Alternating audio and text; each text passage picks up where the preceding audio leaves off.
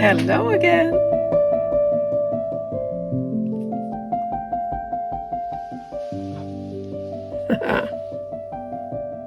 Look at that.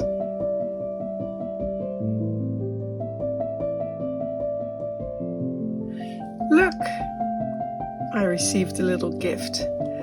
It's a silver tray. It needs a polish. There's some dirt on there.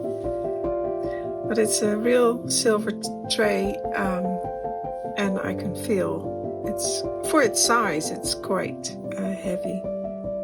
But it's perfect for miniature as a large tray. I really like it. And yeah, it was found at a local antiques fair, and they gave it to me. It is marked, and I looked it up. At first I thought they were Japanese marks, these two in the middle. I was wearing glasses, but I couldn't really make it out. Turns out it's not. It's Dutch. I'll show you the marks. So this one, no, let's see, that's the maker's mark. That one, the lion, and it has a 1 there, means it's first grade silver, which means it has 925, I believe, parts of silver to 1000. So that's the highest silver content you get in pieces like these. That one means that's the essay office mark. So that's Minerva's head. And it has an R in there, and the R is for Gouda or Gouda, as you guys say, where the cheese is made as well. I don't know why it's an R, but it's just that the essay offices just go by a letter, and they don't pay attention to whether the letter corresponds with the first letter of the office, where the office is located. And then the last one is the year letter, and that's a K. That also goes alphabetically, and it's been going ever since I believe it's the 18th century. So there are many Ks, but you have to look at the style of the K, and this one is for 1994. So not very old. I could tell it's not old. It doesn't matter. I mean, it's a very nice piece. And that one, so that's the maker's mark. I had a hard time tracking that one down. But turns out it's Siebel. And Siebel is a large, well, I don't know if it's still large, but it's a well-known silver company. And they used to make, I actually have a ring, I think, by them somewhere. And I remember as a child or as a teenager, we had a Siebel jeweler store nearby. And I just, when I was in The Hague, I saw one and I thought, oh, they're still there. So yeah, I'll put it in, let's see. So I thought it could go over here, perhaps.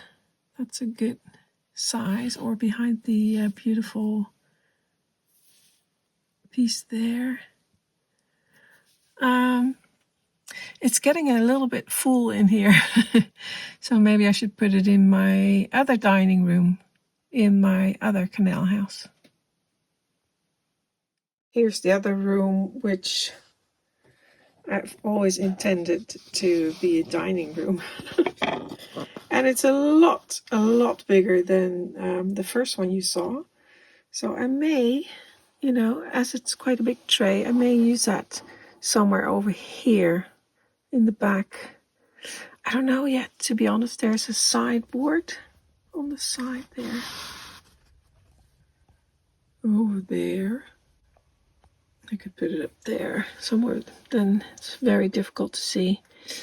Yeah, I don't know yet. I'm just really happy with my gift. I have to polish it, get those black spots off, and then yeah, it will be put in one of my doll's houses.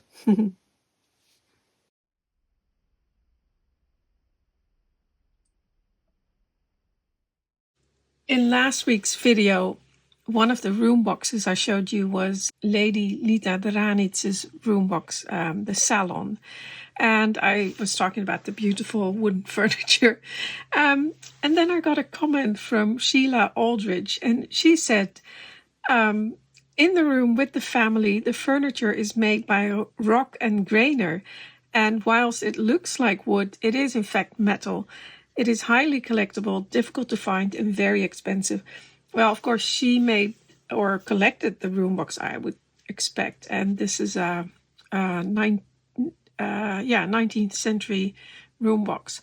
And I looked it up, and I did wonder, because of one of the legs on the table looked a bit like metal to me, but the rest looks like wood. But I looked it up, and I did find it. Here's one of the, what is it, on eBay. There's the table, and they're made of tin. It's German, Rock and Graner. This one is from 1890. And I did find several, but they look quite convincing. And now that I see them, the detail on them, you can tell because it's very thin, and it is metal. But it's I was fooled. I did not notice that in at first. And apparently all of the furniture in there, well, most of it anyway, the dining table, all the tables, the little table where the girl doll is sitting, that's this one. But also the desk in the back, and I think maybe the sofa. I'm not sure about that one, but probably. So I thought that was very funny. But thank you, Sheila, for that comment. And we learn every day, and I really enjoyed that. I'd never heard of Rock and Graner, but thank you. That was interesting. Well, as you can see, I'm still working on my project, and my desk is a mess. But that happens when you're working on something. It's going to be a very short video today because I just didn't have time for anything else. Tomorrow, or today is when you're seeing this, I'll be at the fair in Arnhem, and what I'll try to do is I'll try to go live. I cannot promise you anything because I've tried it before and it didn't work. But, I'll give it a go. And I don't know when I'll do it. But fair starts at 11 European time, or our time anyway. And it ends at, 5 or something? So maybe I can try and do it at my normal time. But then this video will be uploaded as well. I'll do it automatically this time. But I'll give it a go. So I'll try to go live, and maybe I can show you some of the things I bought. And possibly it will be later than normally it's 4 o'clock. So in the US that would be 10 in the morning if you're on the East Coast, I would say. And in the UK that's 3 o'clock, right? You're 1 hour before we are.